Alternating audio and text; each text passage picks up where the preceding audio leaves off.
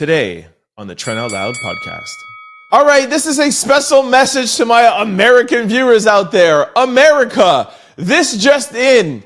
250,000 Canadians just signed a petition to revoke Elon Musk's Canadian passport and citizenship. I know both countries don't always see eye to eye, but let us lead on this and then you guys can follow. Let's get him out of Canada. Let's get him out the US and send him back to South Africa. And my South Africans, I'm sorry, but he actually belonged to you first. Bye, Elon Musk. What up? It's Trent Out Loud, and I'm back with another episode. All right, it's Thursday morning. I'm in a great mood. Y'all already know why. The weekend is only one day away. It's easy to get through a Thursday, man. Let's get it. All right, I have a great show set up for you guys today. We have three lead stories. I'm going to kick it off by talking about Diddy and his team and how they may be able to block Tony Buzbee and his 22 cases against them. Jay-Z scores another major victory in court, and Donald Trump shares an AI-generated video renaming Gaza to Trump Gaza. In quick news, we're going to talk Drake, Birdman, AI robots, Monica Lewinsky, Bill Clinton, and Elon Musk. As always, we're going to close out the show with question of the day, social discussion of the day, comment of the day, and a little bit of sports news. Y'all know what time it is. Turn your TVs, your radio, or your devices up. I'm about to start this Thursday show. Let's go. All right, this just in, breaking news. Michelle Trachtenberg from Gossip Girls and Buffy the Vampire Slayer, actress unalive at age 39 years old. All right, as the reports come in, this literally just broke like an hour or 2 hours ago. So depending on when you hear this, things might change, but I'm going to give you guys the up-to-date information that we have right now. Okay, there's a lot of speculation going on out there or what happened, but this is what we know. Facts. Law enforcement tells TMZ Michelle's body may have rejected the liver transplant she received within the last year, causing complications. We're told Michelle's mother found her. Michelle, known for her roles in Gossip Girl and Buffy the Vampire Slayer, is unalive. Police sources confirmed the shocking news to TMZ, though the exact cause remains unclear. We're told police and paramedics responded to a call about a woman and found Michelle. She was pronounced unalive at the scene.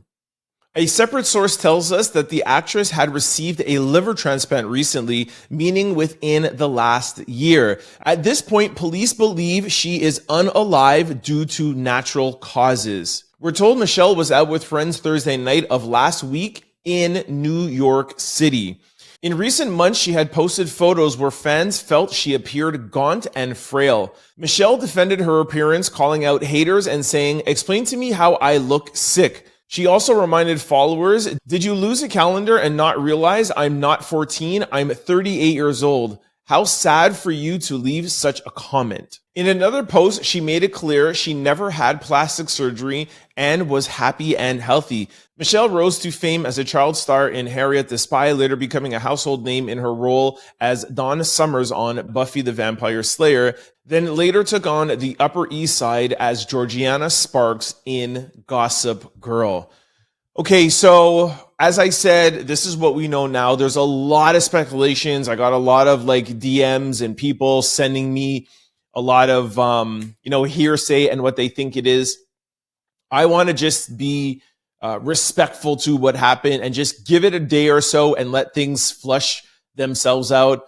One of the things that I'm hearing was that her mom found her. So we could deduce from that we could maybe rule out any sort of foul play of anything, and any sorts. It's not like she was out with friends or out with a boyfriend or out on a date.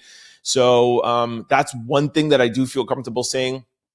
Of course, there's going to be a lot of speculation. I'll let you guys sound off in the comment section below of what you hear or what you think it is. But for now, this is the information that we have. It was due to complications from her liver transplant. And like the article has said, she hadn't been looking good for the past couple of months, didn't really say anything to anybody, alluded to the comments that people were making about her, saying that hey, I'm 38 years old now, I'm this, I'm whatever, I'm not the person who I look like before. We'll put up one of the pictures. You guys can see it here. But like I said, let's wait and see. There might be an autopsy. There might be things or other things that come out, and we'll see. But feel free to sound off in the comment section below. And of course, add anything, any updates that you may have heard. Our first lead story. Diddy's legal team moves to block Tony Buzbee from pursuing at least 22 cases after attorney is barred from litigating in Southern District of New York. Okay, I know there is going to be a lot of back and forth. Oh, he's not barred and he is barred. Let me just get through this article quickly. I'll give you guys information that is pretty much up to date, and I think we kind of figured out what's going on. Okay, so just give me a second before you guys rush to the comment section. Sean Diddy Combs' legal team has filed a motion to prevent attorney Tony Buzbee from appearing in certain New York courts, citing Buzbee's loss of litigation privileges in the Southern District of New York. According to reports, Diddy's lawyers are asking the judge to deny Buzbee the right to continue litigating the 22 civil abuse cases he filed in the Southern District of New York. They argued that Buzbee no longer has the legal authority to practice there. As previously reported and noted in Diddy's motion, Buzbee was barred from litigation in the Southern District of New York after it was revealed during Jay-Z's negligent and extortion case against him that he was never granted permission to practice law in the district before filing multiple lawsuits, including the one against Diddy and Jay-Z. Like I said, stick with me for a second. Hold on. Reportedly, Buzbee went ahead and applied for the admission to practice in the Southern District of New York early this month, but his application was denied. Buzbee is now attempting to correct his mistake by filing for pro hac vice, requesting special permission from the court to practice in the district. However, Diddy's legal team wants the court to reject his application, arguing that Buzbee's actions amount to egregious misconduct and should disqualify him from appearing in this jurisdiction. The motion further alleges that Buzbee violated New York rule of professional conduct by repeatedly asserting Diddy's guilt in the criminal charges he faces, despite neither Buzbee nor his client being involved in the federal indictment. At this time, Buzbee has not publicly commented on the situation.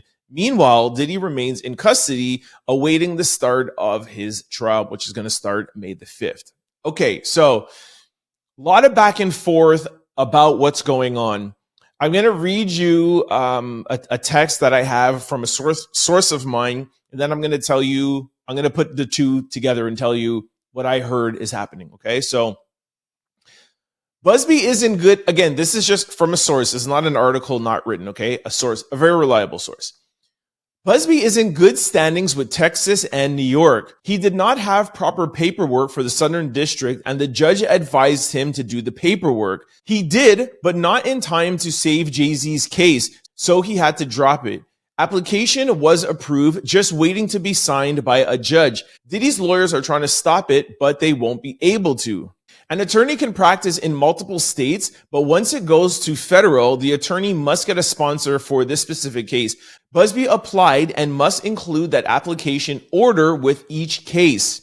Pro hac vice allows lawyers to participate across state lines. It also helps ensure that lawyers are qualified to advise clients on local laws and comply with local rules. Additional requirements: the applicant may need to associate with a local counsel. The applicant may need to swear to abide by local rules. Okay, so let's break this down in layman terms, okay? Technically speaking, I don't care what nobody says, technically speaking, at this moment right now, Tony Buzbee cannot litigate any cases in the Southern District of New York. I don't care what Tony Buzbee wants to post on his Instagram. He wants to show you his application. He wants to show you his legal right to practice in Texas and New York. Right now, Tony Buzbee cannot litigate in the Southern District of New York. Yes, he has made the application.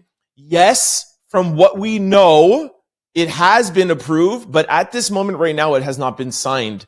Meaning, Diddy's legal team can do whatever they can to try to have it not signed and to try to have it reversed. Okay.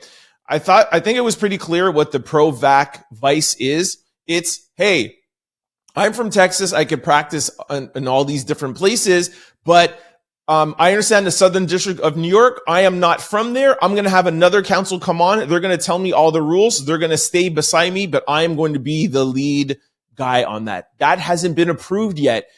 Yes, it might not, but the point is that it hasn't. Meaning, he at this moment is barred from litigating any of Diddy's cases. I don't care what anybody wants to say. I don't care what you want to put in the comment section below. I don't care what you want to send me. It's just right now. And that's what everybody's doing. They're being technical. I said it 2 episodes ago and people are like, oh, it's not true. He's not barred. That's Tony Buzbee putting his theories out there to you guys. We have no idea. My job, like I always do every day, is to sit down and present the facts to you guys and tell you what is actually happening. If you want to draw your own conclusions after, that's up to you. Right now, he cannot. In closing, I would just like to say this. The fact that Tony Buzbee came out with this huge case against Diddy and Jay-Z, these are major players, okay, across the world, but major in the United States. We're talking about billionaires.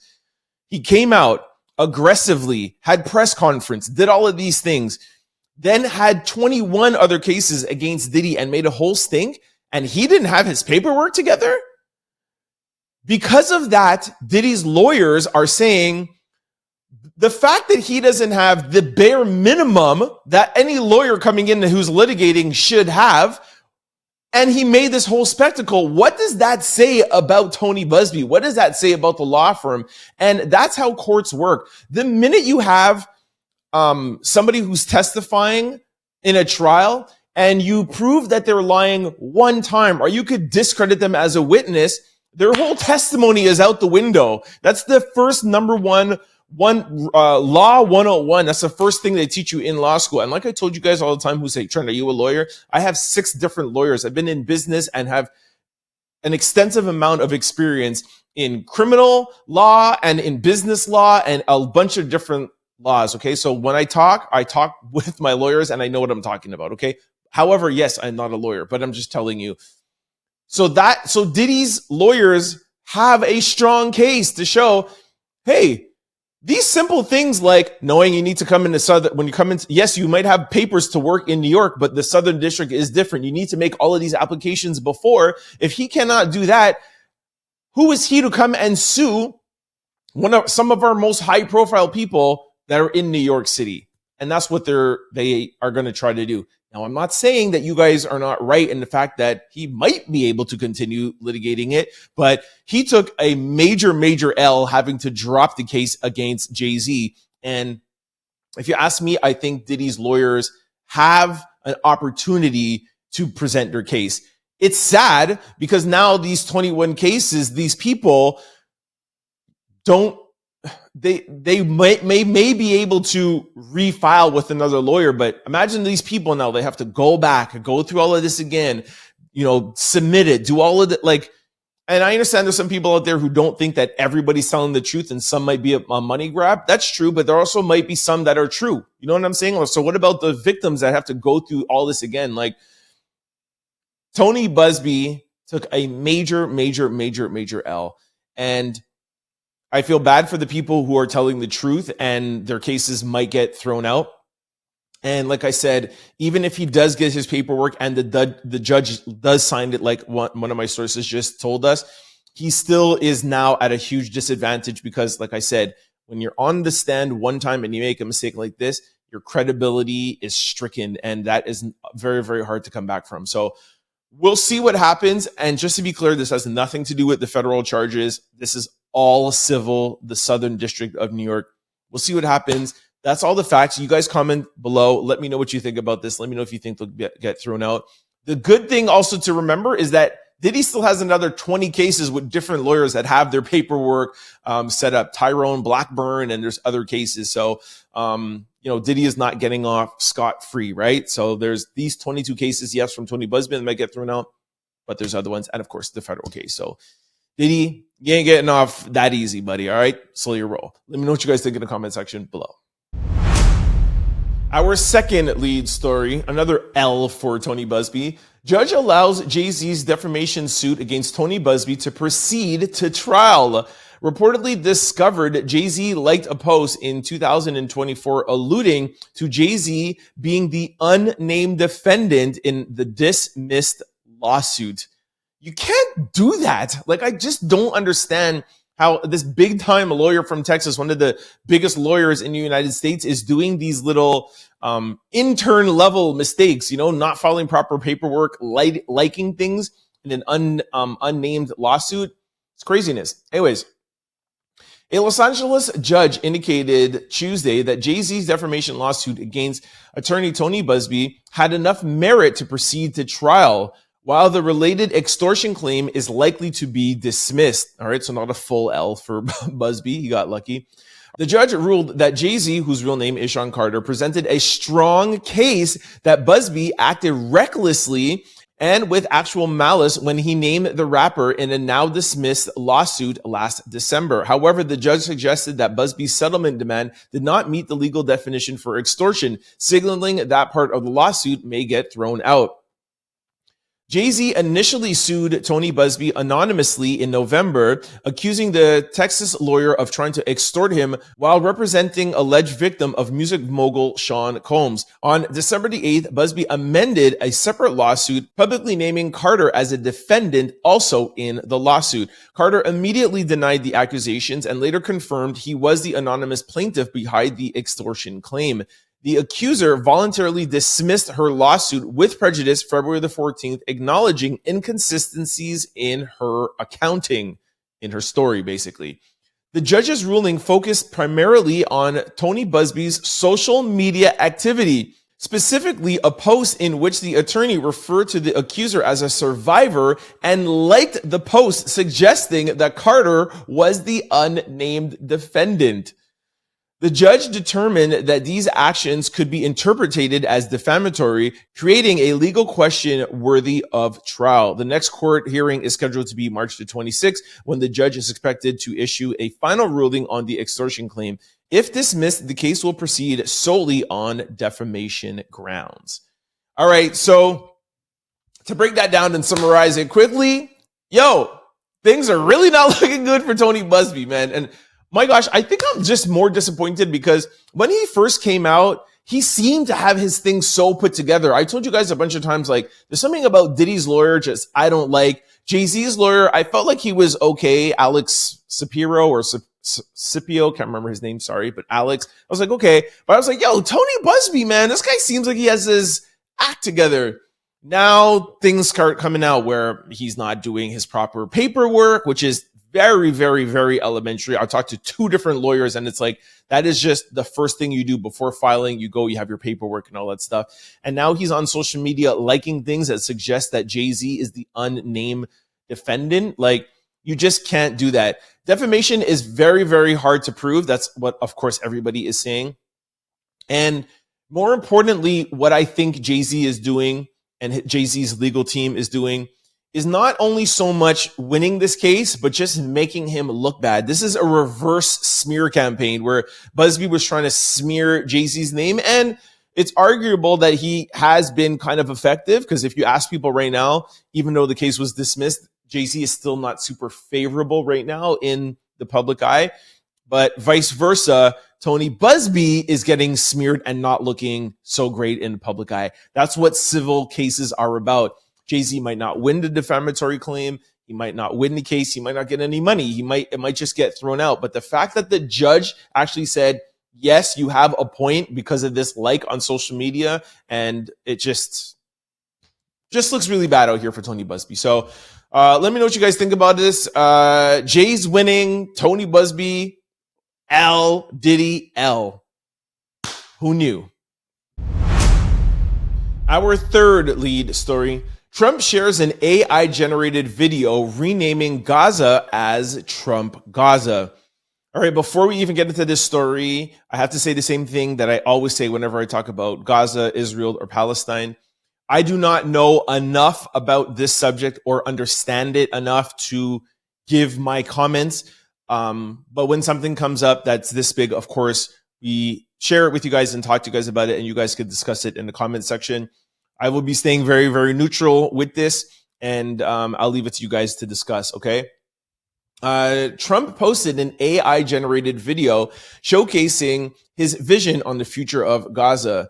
Shared on his Truth Social platform, February the 6th, 2025, the video reimagined the torn region as a sleek, modern, metropolitan lifestyle with towers and skyscrapers, along with luxury beaches.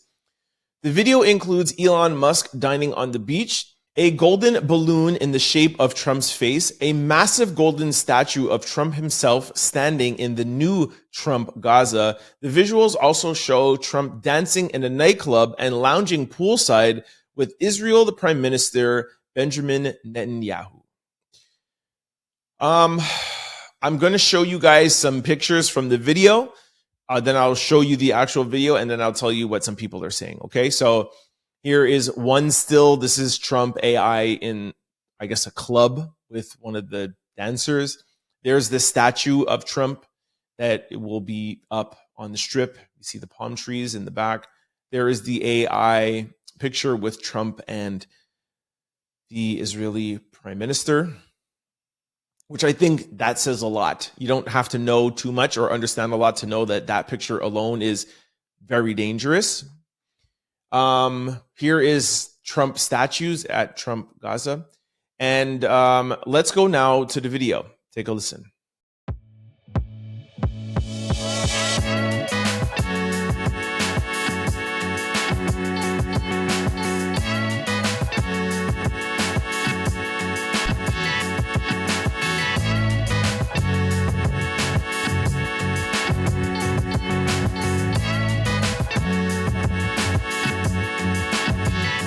Trump Gaza #1. Trump Gaza shining bright. Golden future, a brand new life. Okay, we had to change the music there for copyright issues, but we put a little bit in so that you could catch it where it was just saying Trump Gaza #1. God, it's very hard for me not to comment on things, but like I said, it's difficult when you don't fully understand it and when things are so sensitive. I'm very interested to hear two things. Well, first thing is, well, three things. I'm very interested to hear from the Israeli community, and I'm very interested to hear from the Palestinian community. Please comment. I'm also very interested to hear from the Trump supporters, which I know there are a lot of in the comment section and that watch this podcast. How do you feel about Donald Trump posting something like this while you know that there are still hostages and while you know there is not a peace treaty signed or anything? This is still a crisis at the moment. What do you feel about Trump posting this? And just to be clear, this has been confirmed. Yes, it's AI, but it's confirmed. It was on Trump's True Social. I went there and checked myself. And of course, a bunch of other organizations have. So let me know what you guys think in the comment section below. Oh, I'm sorry. I forgot. I wanted to read you guys some comments. The first comment says, "This is one of the most disgusting things I've ever seen." Another person said, "This might be the first thing under MAGA that I can officially say is trash. I hope this is some sort of trolling." Another comment, "I hope you can build Gaza for the people of Gaza and Palestine." And the last comment says, "Trump, I voted for you to have a better economy, better laws, and to take care of our country. Stay focused on the future of our nation and do not create obstacles with other countries. Let's stay focused on making America great." All right. You guys comment below and let me know what you think.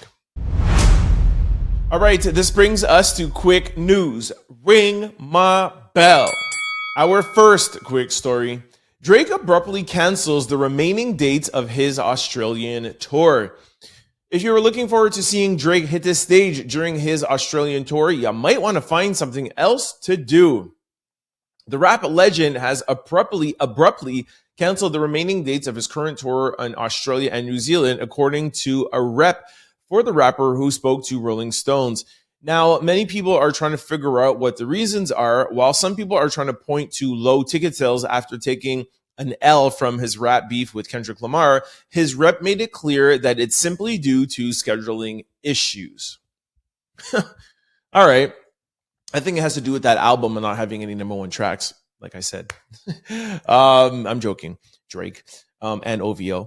All right. Look, I don't necessarily believe that this has to do with low ticket sales. Drake just sold out Wireless Fest in England, London, I think it's happening in 3 minutes, 3 nights. This is the first time that there's ever been an artist that does Friday, Saturday, Sunday, and he sold it out in 3 seconds. I really don't think Drake has a problem selling concert tickets. I don't believe that. But I also don't believe that this is a scheduling conflict because you plan these things out like a year in advance. They have leaked some information. I got it also too, where it was apparently the stage is so big and there's dancers and production crew and they have 12 days that it was sitting there and it would be too expensive. So they're just going to fly everybody home, do stuff in the 12 days, and then they're going to go back when it's more feasible. But don't know if I really believe that. You know what I'm saying? Like, give me a break. That's kind of stuff does happen. I've seen it happen. I've been on tour where I've seen it happen, but not at a Drake caliber and not all the way in Australia. You know what I mean? Like, it's something within the States and they do stuff like that and they can reschedule it easy. But normally when they're all the way out there, for you to come all the way home and go back out really doesn't make any sense. I have been hearing some whispers that it has to do with, and I'm going to put it out allegedly, that it has to do with UMG and the court case and all of that stuff. And Drake is like, look, instead of me being out here, let me come back and just handle my stuff.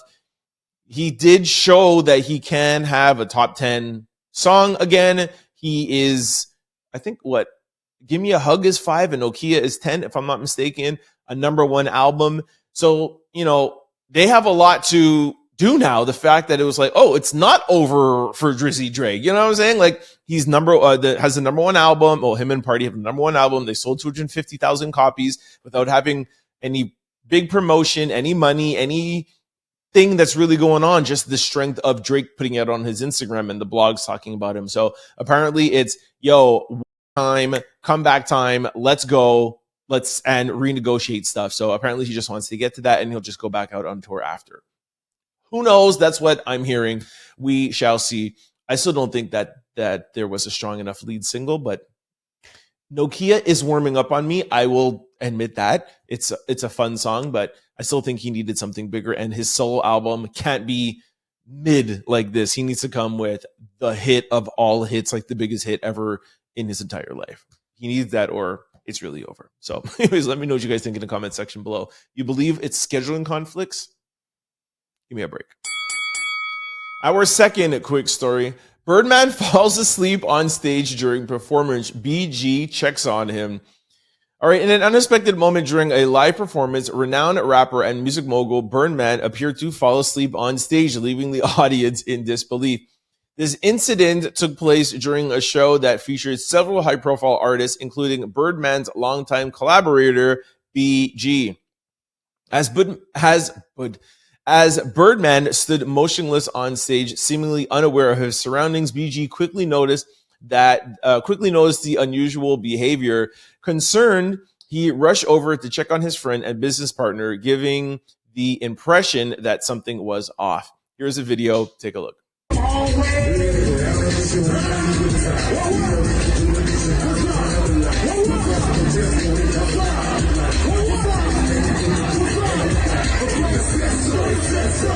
I don't know if he's like fell asleep and then you saw how you tried to play it off at the end, like pointing to something on the floor. Some people are saying, oh, he's reading the set list, but I don't know. And also too, it's not really funny because, you know, it could be something serious. You see people like this have happened on stage, and look what just happened to Mitch McConnell. Remember? Well, not just happened. Remember like a couple of months ago where he was like froze and he couldn't move for a while. So maybe it's something like that. So yes, maybe it might not be funny. I know I did laugh at it too in the beginning, but if he did fall asleep, then that's hilarious. You just fall asleep just on stage chilling. But anyway, shout out to Birdman. Hey, take care of your health out there, man. Look what just happened to Irv Gotti and DJ Clark Kent. So just take care of yourself, man. You know what I mean? Our third quick story. AI robot in China tried to get aggressive with a person before getting restrained by handlers. Yo, y'all know I'm down for all the AI and all the future stuff. Like, I want a robot badly, but this is scary. Look at this video.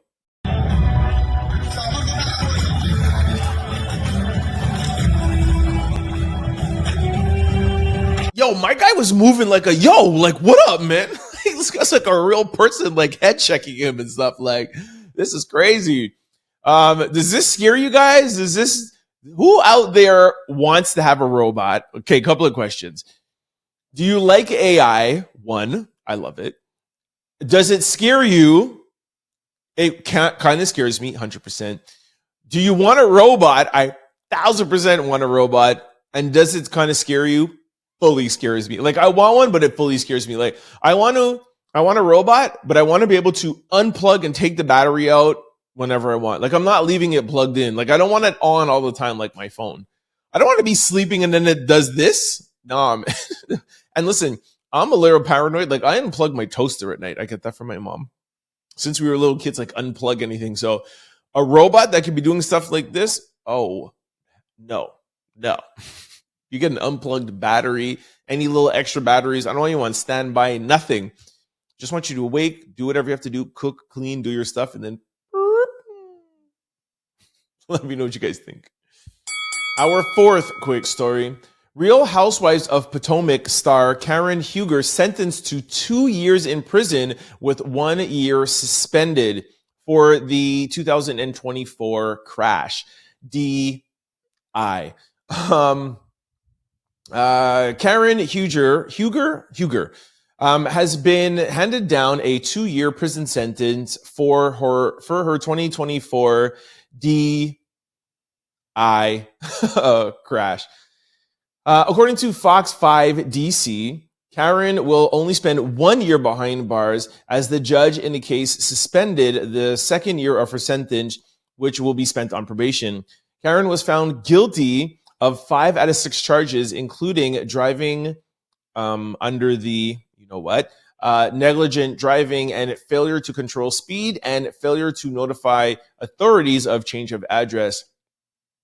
She was subsequently acquitted of the reckless driving. Really? How did she get acquitted of that? As previously reported, Karen crashed her Maserati into a pole while driving in Potomac in March 2024. Body cam video seemingly showed Karen stumbling over her words, and witness testified she was using profanity towards the first responders on the scene. An EMT testified that Karen refused medical treatment and a breathalyzer and a field test at the time of the incident. All right, for those of you who don't remember what happened, I got a video. Take a look. Do you remember the accident? Yes. Okay. What happened? Actually, nothing really. Can you hear me? Yeah, it's just that somebody ran you off the road. They did. Someone ran you off the road? Okay. Yeah. You remember that vehicle at all? No. No, you don't? Okay. Yo, she is clearly out of it.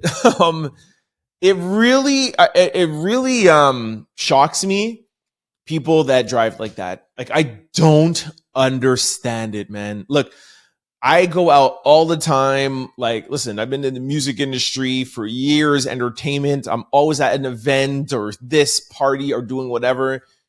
Yo, as soon as I got 2 in me, boom, Uber. Like, park up my car. I don't care how much the Uber costs, how much you get back. It's not worth risking me or anybody else, man. You know what I mean? Or I'll give somebody else the keys to my car to drive. Like, that stuff is not worth it. There's no amount of money that's just not worth it for me. I don't feel sorry for people like that. She should probably go to jail for a longer time, just great that she didn't endanger anybody else, but no fear for people like this. And I understand when you get to that point, you're not thinking straight, but before you get to that point, you need to make the proper arrangements. You know what I mean? Or tell yourself like, okay, I know I'm doing this. I'm not even driving because I don't want to put myself in this situation, you know? And if you do so happen to get yourself in that situation, leave your car, get a ticket. I don't care what happens, man. I really have a problem with that. Anyways, let me know what you think. She's going to jail. 1 year, 1 year probation.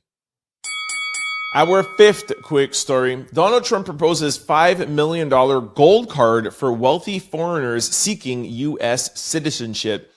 It's the fifth quick story, and it's $5 million. I don't even plan these things. It's just, I'm just good. Gosh.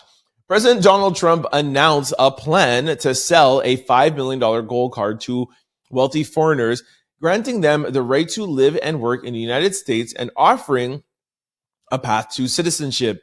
Speaking from the Oval Office, Trump described the gold card as an upgrade from the green card, offering similar privileges while serving as a direct route to citizenship. He stated, "We're going to be putting a price on that card of about $5 million, and wealthy people will be coming into the country by buying this card." The program is set to launch within 2 weeks, according to CNN, is expected to replace the existing E-by-5 immigration investor visa, which allow foreign investors to earn residency by funding U.S. job-creating projects. Commerce Secretary Howard emphasized the application would undergo vetting to ensure they meet the criteria of being world-class global citizens. Okay, now, of course, I want to know your guys' opinion on this. I just want to reiterate a couple of things, okay? I saw a lot of people in the comment section. Oh, so immigration is not a problem. It's just depends what country you're coming from, or depends if you're poor or what. Like Donald Trump has always said, when he said, I'm not defending him. I'm independent, not Democrat, not Republican. Don't come for me. But he's always said, I don't agree. Just want to be clear. He's always said, when Mexico sends people, they're not sending their best. That was his tagline from in 2016. Again, don't agree. I think Mexico does send good people, and also some bad people do come in, okay? But he has always made it like his wife is an immigrant. Elon Musk is an immigrant. He has never said that he has a problem with immigration. It's the type of people that he would want in the United States. Again, don't know if you agree with that or not. I'm just saying this is what he said. So something like this aligns with what Donald Trump has been saying from the beginning. He's never said he has a problem with immigration. Also, another thing I want to highlight is that this has existed before. The only thing is that it cost, they didn't say this in this article, but it used to cost $1 million and now it costs $5 million. So for the people that are like, oh, Trump just is about money, this has already existed, and he wants another $4 million on top of it, obviously to go to the US, and he will go to be paying down the debt, which he says, who knows. But again, just to reiterate, this is expected to replace the existing EB5 immigration investor visa, which allows foreign investors to earn residency by funding U.S. job creation projects. So this has been around, I don't know when, but definitely was around even in Biden time. So he's not creating this. He's raising the amount, which is good if you do like this program.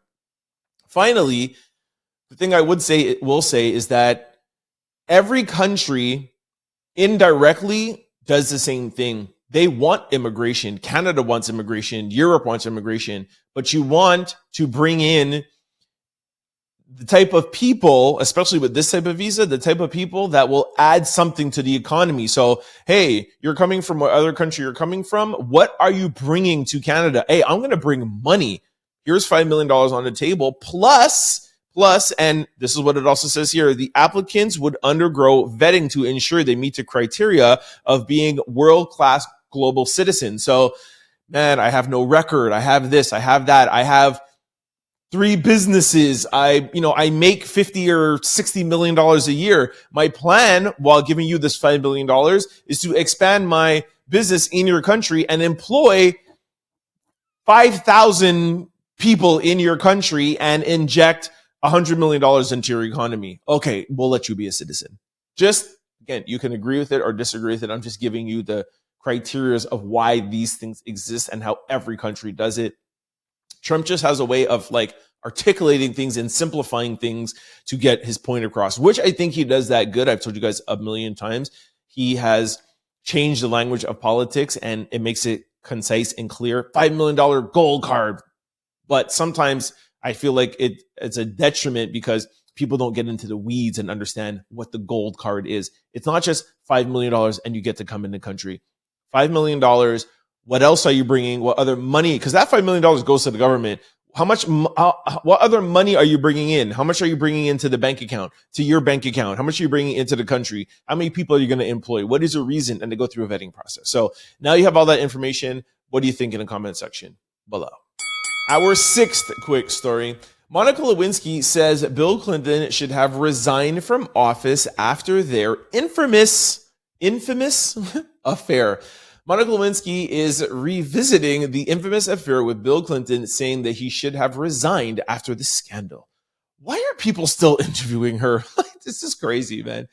In a recent appearance on Call Her Daddy podcast with Alex Cooper, Lewinsky said, I think the right way to handle a situation like that would have been to probably say that it was nobody's business and to resign. To say it was probably nobody's business and to resign? If it's nobody's business, why would you resign? Let's go. Just wanted to make sure I read that right. There was a little bit of my French coming out. See, there's my Montreal, even though I'm very Americanized. Or to find a way to stay in office that was not lying and not throwing a young person who is just starting out in the world under the bus. Lewinsky also reflected on the wider damage the scandal caused for women, sharing, I think there was so much collateral damage for women of my generation to watch a young woman be pillared on a world stage, to be torn apart for what I did, for my mistakes, and for everything. Do you believe that Bill Clinton should have resigned over the affair? I think this is something that has already been talked about at length 30 years ago, or when was it? 20 years ago? It was in the 90s, right? Gosh. Monica. Anyways, you know what? Now I think about it, it's her truth. It's her story. Let her talk about it if she wants. I just think that Bill Clinton handled it the way that he handled it being in office. And I don't think there's like a blueprint to handle something like that. And I don't think that you need to resign because of something like that. That's why I had to reread that part. Like, that's something that happened. Yes, it was in the Oval Office, and yes, it happened, while he was president. But at the end of the day, that's a personal thing that him and Hillary have to work out. You know what I'm saying? Like, I think that's not a thing that you resign from. If she would have said, I think he should have got divorced, that's a better conversation. But does a man that does that, if he's CEO of a company, does he have to resign from that company? You know what I mean? Like, I get he's the president. I get he's the Oval Office. He's working for the people. But that was an incident that happened off time. So why should he have to resign from that? I don't know. Maybe you guys might think differently. Let me know what you guys think in the comment section below. I will tell you, though, I don't like that he lied to the people. That's a different story. But the action doesn't mean that he should resign. Let me know what you think in the comment section below. Our seventh quick story. These people were having dinner in the air, and one of the harnesses broke, y'all. OMFG. Okay, I found this video online, and I don't understand people that do this. I have seen this. I have been out with girls that are like, yo, you want to do this? No, not at all. Look at this video. I don't know where has this. I don't even know where this happened, but for those of you who can't see the video, I'm sure you must have heard this, where you could go on dates or whatever it is. You can go with friends or whatever, and they bring you up. I think it's like, I don't know, 50, 60 stories high, and you're harnessed in and you're sitting at the bar and you can have food and have drinks and you're up in the sky. Why anybody would want to do this? Like, I have no idea, but look at the video. Who signed me up for this? Oh my God. Oh, it's shaking. Oh, Lord, it's Now imagine if that would have fallen. Luckily, the one harness broke and they were able to come down. But what would have happened? What do you tell your parents? Well, because you can't tell them anything. But how do your family feel? That's what I think about when I do stuff like that. Like, how are my loved ones around me going to feel? Like, I'm not here because I went on a date or I went out with my friends in the sky and I actually paid for that. Nah, man. Life is too precious. I told you guys that you have a better chance of getting struck by lightning than you do being born. It's like 1 out of 1,000,000,000,000. The fact of you being alive is a blessing. Nah, you ain't gonna catch me doing that stuff. Nope. Let me know if you guys would do that in the comment section below. Our 8th quick story. Are y'all down? Nationwide economic blackout scheduled for this Friday, February the 28th, to protest DEI rollbacks. All right, we're not going to get into a discussion about DEI. I have done that at length, but I did want to share this for those of you who want to take part in this. I wanted to give you guys the options. All right, so this Friday, people across the country will partake in a 24-hour economic blackout to protest the rollbacks of diversity, equity, and inclusion initiatives.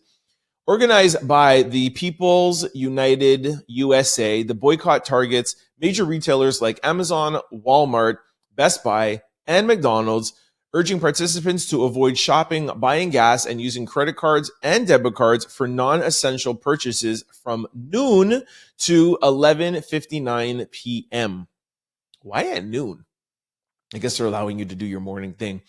The protest follows the Trump administration's cuts to DEI programs, which has led companies like Amazon and Target to reduce their diversity efforts. Civil rights leader Al Sharpton, a strong supporter of the boycott, states DEI was created to fix past discrimination. Now they want to erase it. Organizers believe the blackout will send a clear message. Economic power can drive change. If enough people participate, experts say it could have a significant impact on the retail sector. Okay, so I'm going to put this up here so you guys can see. Al Sharpton DEI boycott, 24-hour rollback on Friday the 28th from 12 a.m. Okay, so it's not from noon. It's 12 a.m. to 11:59 p.m., 24 hours. This is the first step to counter the attack on DEI. Do not make any purchases. Do not shop online or in store. No Amazon, no Walmart, no Best Buy, no McDonald's or other fast food stores, no gas, no major retailers. Do not use credit cards or debit cards for non-essential spending. Try to buy all you need before Friday, February the 28th. But if necessary, only buy essentials of absolutely necessary items such as food, medication, and emergency supplies. If you must spend, only support small local businesses. Why this matters? Corporations and banks only care about their bottom line. Disrupting the economy for even one day sends a powerful message. If they don't listen, we'll make the next blackout larger. Our numbers are powerful. This is how we make history. Spread the message. Please share this with all your contacts, talk about it, post about it, document your actions that day. We must use the power we have and send an economic message to our members, as did Dr. King. All right, shout out to Dr. Martin Luther King. The one thing I will say, because I did promise not to get into it, the one thing I will say, just to remind everybody out there, DEI is not a race thing. DEI is inclusive. So women are affected. People with disabilities are affected from DEI or the loss of DEI. People from the LGBTQ plus community are affected with the loss of DEI. And of course, people, Black, brown, and minorities are affected. All those group of people no longer have a push when there's no DEI. So if you believe in DEI, if you would like to support those groups of people, you should try to do this blackout on February the 28th. Let me know what you guys think in the comment section below. Our 9th quick story. Southwest airline flights avoid plane disaster on Chicago runway. Donald Trump reacts. All right, I told you guys, I think on Tuesday, when there was another plane incident that happened, I'm starting to get worried. I was trying to be optimistic and I was trying to be like, guys, don't worry, that Toronto crash, that was just weather. The other one with the helicopter, that was a one-off. It's official. Something is up. Something is up. Sorry. I hate to worry you guys, but yeah. Another day, another concerning airplane report. A video captured showed an unsettling moment of when a pilot from a Southwest airline flight avoided a disaster on the Chicago Midway Airport after noticing another plane passing by. I can't read today, sorry. Just before 9 a.m. on Tuesday, Southwest Airlines Flight 2504 was making a landing when it was abruptly pulled up to avoid crashing into a smaller jet that was seen crossing the runway. So how the heck did this happen? Well, according to the FAA, the second plane, described as a business jet, entered the runway without authorization. The air traffic control audio makes clear that the business jet failed to listen to the instructions not to cross the runway. President Trump has reacted to this latest situation. Trump said, "Great job by Southwest pilot in Chicago. A nearly tragic close call. Perhaps suspend the pilot's license of the other plane, who must have been sleeping." Here is a video of the plane. Take a look.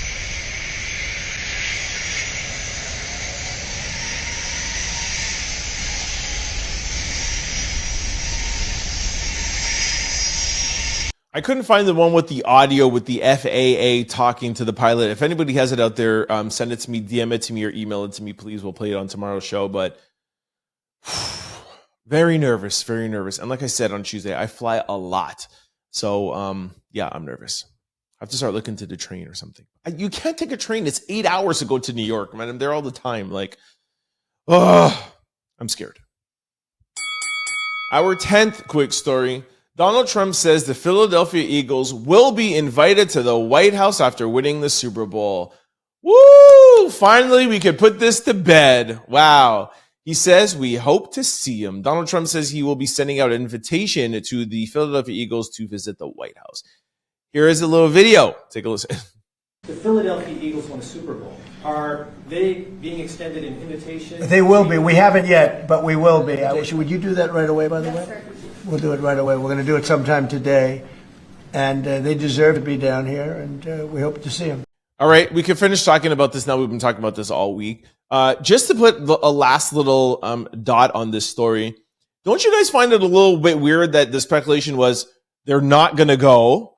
Then it was, oh yeah, we are going to go. That was just a lie. We don't believe that. We're going. And then after they verbally or made a press statement that they were going, then Trump says, yep, I'm going to invite them. Let's send out the invitation. That just so happened matter-of-factly, right? Please give me a break, all right? Trump ain't inviting anybody that's not already accepting it. I told you guys from the beginning, they had no interest in going. They did not want to go. Somebody somewhere was like, no, we have to go. And then Trump was like, all right, I'll invite you. Thank you for listening to my demands. Let me know what you guys think in the comment section below. Our 11th quick story. Canadian petition to revoke Elon Musk's citizenship garners more than 250,000 signatures. All right, my Americans, we'll lead the way. You guys follow, man. We'll revoke it, and then you guys revoke it and send them back to South Africa. More than 250,000 Canadian citizens and residents has signed a parliamentary petition urging Canada to revoke Elon Musk's citizenship and passport. Musk's association with U.S. President Donald Trump, who plans to levy a 25% tariff on all Canadian exports next month and has proposed annexing the country as the first state, is against the nation's interest of Canada, the petitioners claim. The tech billionaire, a citizen of South Africa, Canada, and the U.S., has become one of Trump's most visible allies since the 47th president began his second term last month. He has used his wealth and power to influence our elections, the petition claims. He has now become a member of a foreign government that is attempting to erase Canadian sovereignty. In response to the news about the petition, Musk wrote on his social media network X that Canada is not a real country, CNN has reached out to Elon Musk representatives for comment. All right. I think that comment alone, Canada's not a real country. Well, if we're not real, give us back our passport, bruh. You know what I'm saying? Like, the audacity, man.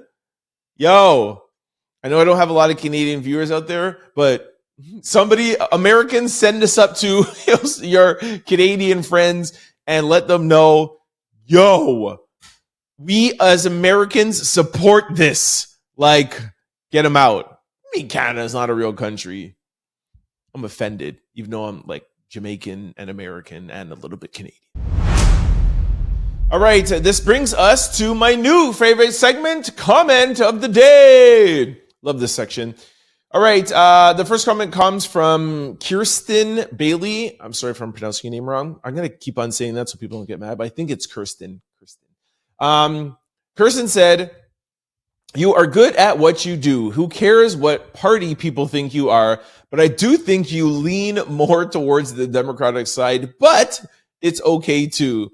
You do a great job of staying neutral." All right. Well, first of all, thanks for telling me I'm good at my job. Thank you. I do think it's funny that you say, who cares? But then you say, yeah, I think you do lean a little Democratic. That's what you said, right? Lean towards the Democratic side.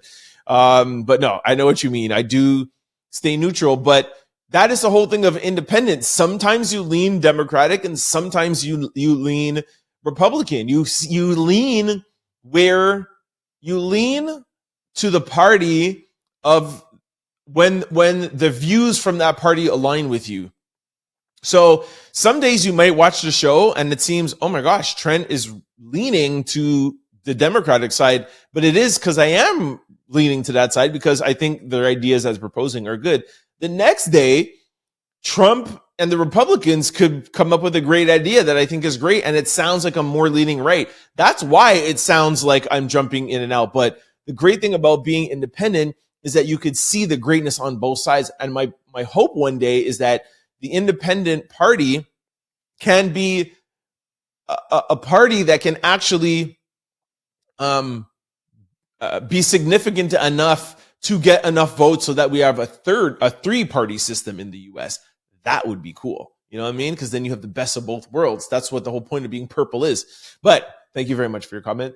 All right. The next comment is from Poets and Rhymers.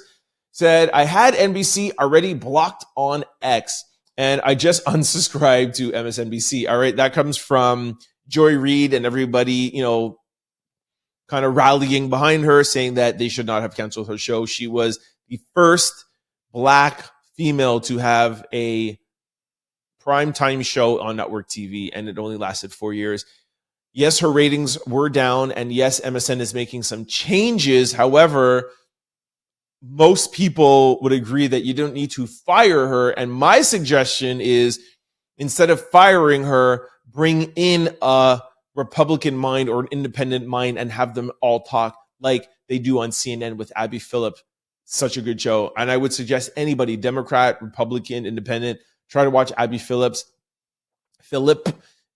She has Scott Jennings, Mike Singleton. He's another Republican. Really great Republican minds that give you reviews of Republican, but they're also very fair, and will, say things like the January the 6th, was not right, or, Donald Trump freeing some of the J6ers, the ones that, actually committed crimes. He shouldn't do that. Like, they're fair. I think CNN is doing a great job. I still watch Fox. I still watch CNN and a bit of MSNBC, but I think that's what they should have done instead of just firing Joy.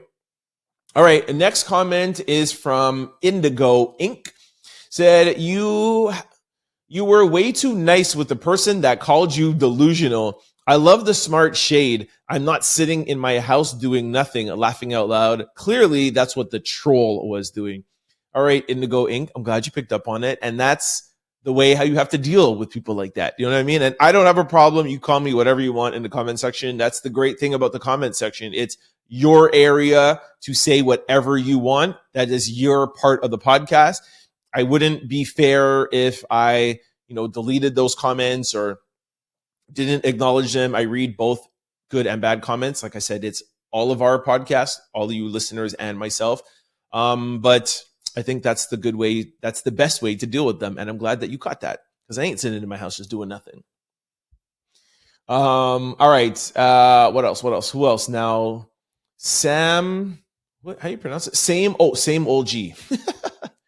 Kind of nice name. Tiana is too much for you, Trent. Listen, I'm Jamaican. I'm too much for Tiana Taylor, all right? I put it out in yesterday's episode where Tiana Taylor was looking nice in her Victoria's Secret spread. I had a good time because you ladies have your fun with Aaron Pierre. Yesterday was my fun to have with Tiana Taylor. I was actually going to put something with Doechii today because she was at a fashion show looking good. But I was like, listen, I already had my fun yesterday. But listen, Tiana can't keep up with me, all right?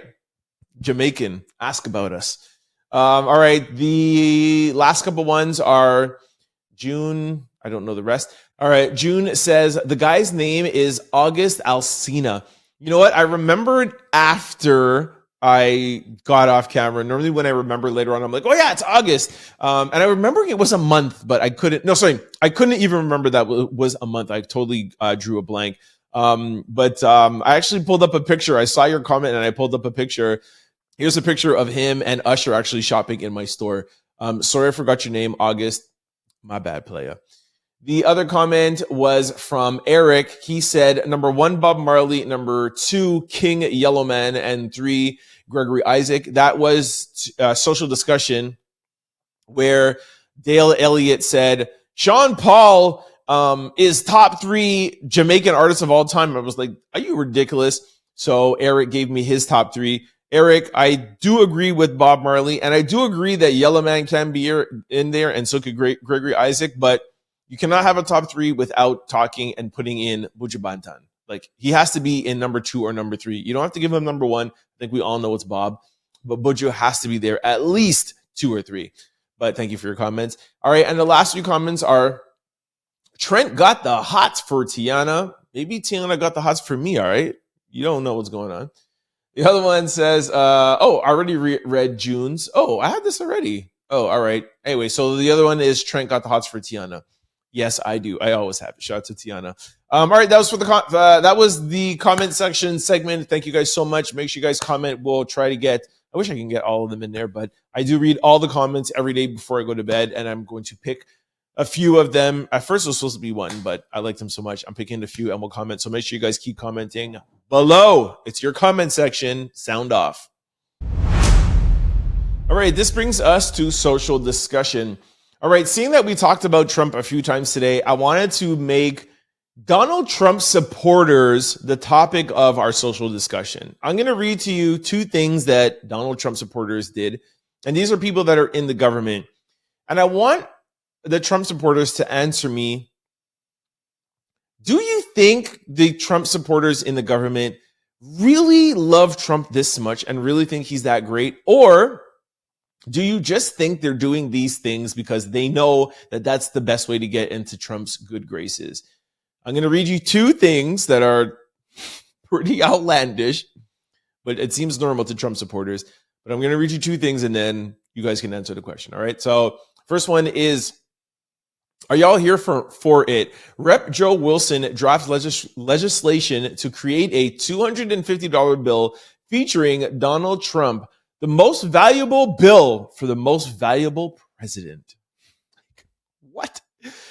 A representative, Joe Wilson, Republican from South Carolina, introduced a legislation on Tuesday proposing the creation of a $250 bill created and featuring the face of Donald Trump. Wilson expressed dissatisfaction with the current economic situation, criticizing President Joe Biden's policies, claiming that Bidenflation has harmed the economy and left American families needing more cash. In a post on Twitter, Wilson emphasized that the new bill would represent the most valuable currency for the most valuable president. If passed, the legislation would direct the Bureau of Engraving and Printing to design the new note, marking a symbolic gesture of support of Donald J. Trump. Okay, hold on. Here's the picture. Let's put that up real clear. Hold up. All right. Now, let's go to a second thing. A hat was made. Okay.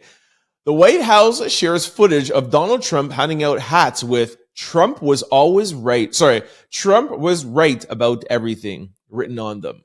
Trump was right about everything. Take a listen to the video. Look, see that? Trump was right about everything. It just came in. Somebody said, I said, this was sent in by a fan. I said, I think we should make some of them, right? But we were pretty much. You want one? Look, you see that? Trump was right about everything. We were right. I like it's like my Trump impression was good, not good. My pen just dropped. So, by the way, a fan, I don't know if we play that in the clip, but a fan sent it in and he was like, yo, this is cool. Let's make a bunch of them. So, or somebody said, let's make a bunch of them. So, like I always say, whenever there's a Trump thing got brought up, you guys remember a couple of months ago or a couple of weeks ago, somebody wanted to add Donald Trump to Mount Rushmore. And while I agree that Donald Trump, like Barack Obama, is a generational talent or generational president, he will go down as a transcending president. Like him or not, he will be spoken about for hundreds of years. But with the Mount Rushmore thing, the dollar bill, okay, the hats was just a joke just to try to add something in there. But these things are done most of the time after the president's term. Like, he hasn't even finished his 100 days yet. And these people are like, yo, Mr. President, we want to put you on Mount Rushmore. Oh, Mr. President, we want to create a bill. And by the way, a $250,000 bill, a $250 bill, make a $1,000 bill. Like if you're going to put a $250, yo, I don't know if the US ever had it, but in Canada, we used to have a $1,000 bill. They don't make that anymore, but yo, I would tell them if I was Trump, but yo, maybe a $10,000 bill. Talking about a $250 bill. Nah, man, I'm the economy president. I'm the billionaire president. Well, I'm chilling up here with Elon and stuff. Make me a $10,000 bill. You know what I'm saying? Anyways, what do you guys think about this? Do you think these people actually really want to do this? Are they really that good about? Gosh, I'm gonna have to bleep that out. Are they really that supportive of Trump? Or do you think that's like, he's going to really like that I did this and then I'll be able to get this passed and that passed because I'm in Trump's good graces. Graces? Whew. It's the weekend, I'm starting to get, it's close to the weekend. I'm starting to get excited. Let me know what you guys think in the comment section below. All right, this brings us to question of the day, my second favorite segment. What is a fashion trend that instantly tells you that somebody has bad taste? All right, this should be fun.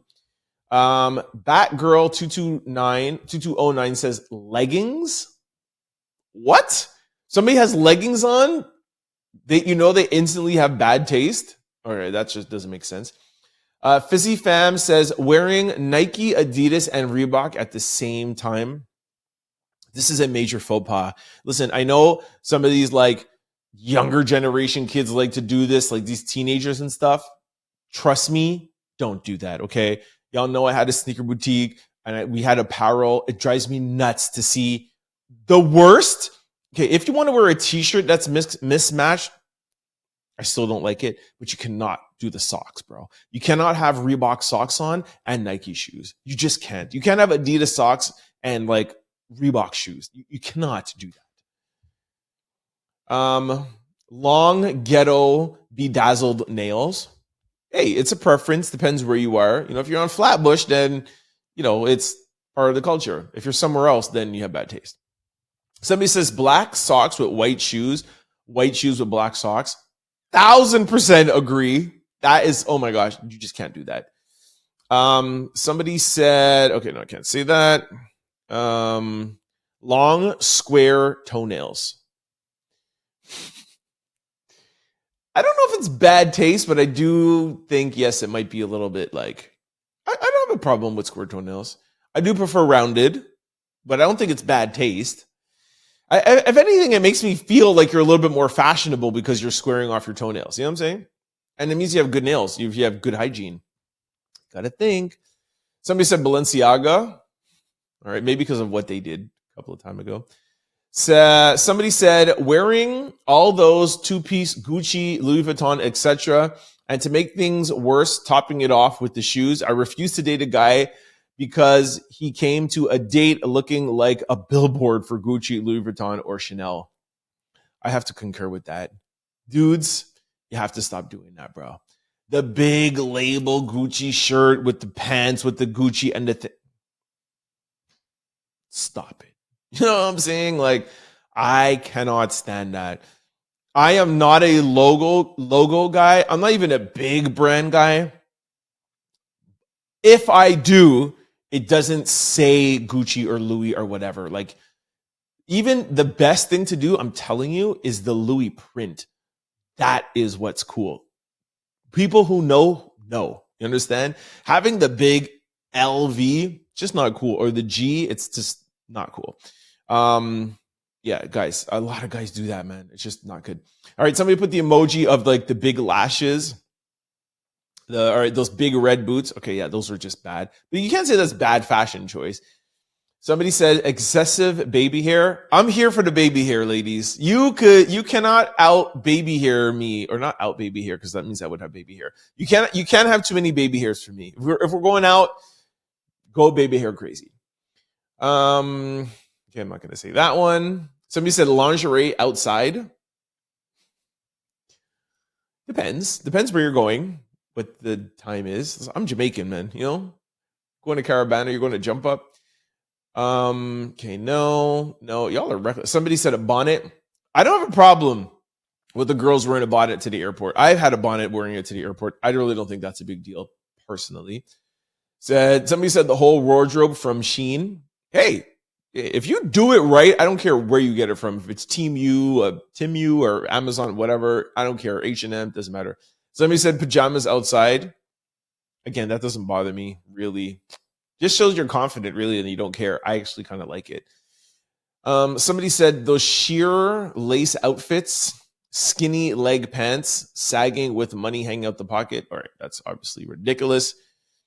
Too small clothing, label from head to toe. Guys, I'm telling you, man. Somebody said skinny jeans with the underwear showing. Yeah, I've never done that. I don't care what age you are. It's super bad. All right, somebody said Crocs. I was waiting for Crocs. I'm on the fence with Crocs. I'm a sneaker guy. You know what I'm saying? Like, Crocs, I get it. I get that they're comfortable. I personally don't feel like they're comfortable. My nephews swear by them. I get it. A lot of athletes wear them. I just think, you cannot say that you have bad fashion taste because they are fashionable. I just personally don't like them. Somebody said Yeezys. Okay, stop it. All right, this was kind of fun. Somebody said long tips on toes. Long tips on toes. Why are you guys hating on that? Long lashes. I don't mind it. The long lashes gotta fit. Like, the long lashes are extra. The rest of you has to be extra and flamboyant and match. You know what I'm saying? You can't be like all super reserved and then have the craziest lashes, but that doesn't bother me. Somebody said legging all the time, all day, all sizes. I could care less. Layering about 10 Tiffany chains, red hair, red outfit, red coat, red shoes. Okay, whatever. All right, another person said Crocs. All right, I think we got, somebody said Uggs. Bad fashion choice, Uggs? Really? Furry slippers. All right. Plastic shoes, that broccoli haircut, finger waves. Not bad. All right, let me know what you guys think. Somebody said black Air Force Ones. Yeah, black Air Force Ones. Like, I'm an Air Force One guy. I have, like, for those you guys don't see my shoes here, but yes, I was in the sneaker industry for 15 years. But you know when you're in something so much, you get like sick of it. So my go-to sneaker is a white on white Air Force One. If you notice, most designers at like fashion houses, they come out in all black. So that was me. I was like, how are you gonna out sneaker this sneaker guy? So I just show up in white on white Air Force Ones. Done. But saying all of that, sorry, I forgot what I was saying. I've never owned a pair of black Air Force Ones, like a black on black. You just can't do that, bro. You can't wear black on black Air Force Ones. All right, that's it. Let me know what you guys think. What do you think is a bad fashion choice? Let me know in the comment section below. All right, this brings us to sports news. Jordan Brand just cooked with its new spot for Luka's Mavs face-off. All right, so Luka played Mavs for the first time in a Lakers uniform. The Lakers won, but of course they would win. Anyways, there was this commercial, which unfortunately I can't play for you for copyright reasons, but they had a commercial where he was in one of his sports cars. He took off the Dallas license plate, and then they put on LA license plate, and it said 77.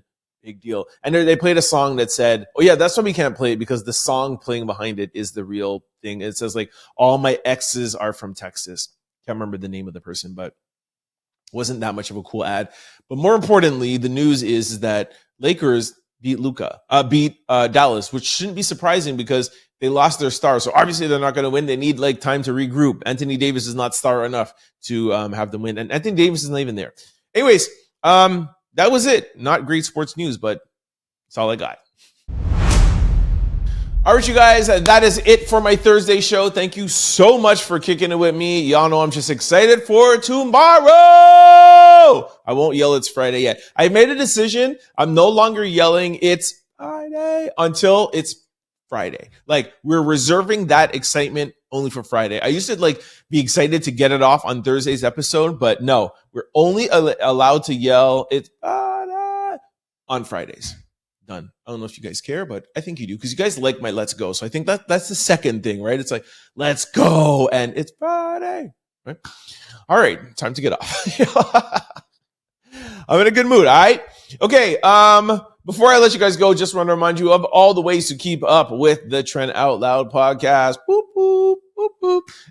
If you are, for my YouTubers who are used to watching this show on YouTube, thank you very much for viewing and your viewership and your clicks and likes. Thank you. However, if you're ever in your car or if you're ever going on a flight and you're like, wow, how do I watch and how do I listen to the Trent Out Loud podcast?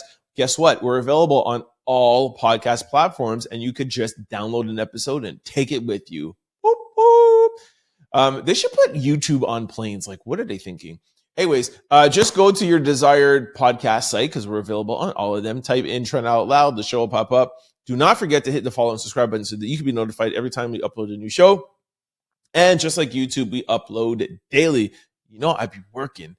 Now, vice versa. For those of you who are used to listening to this show on podcast platforms, thank you for listening. Thank you for your support. However, my recommendation, my suggestion would be to come on over to YouTube. I'm sure you have the app. I'm sure you have it on your computer. Come over to YouTube because the best way to watch the Trent Out Loud podcast is visually. You need to see all of this action and all of this craziness in person. It's nice to hear it, but you need to see it. And also to all the pictures that we put up.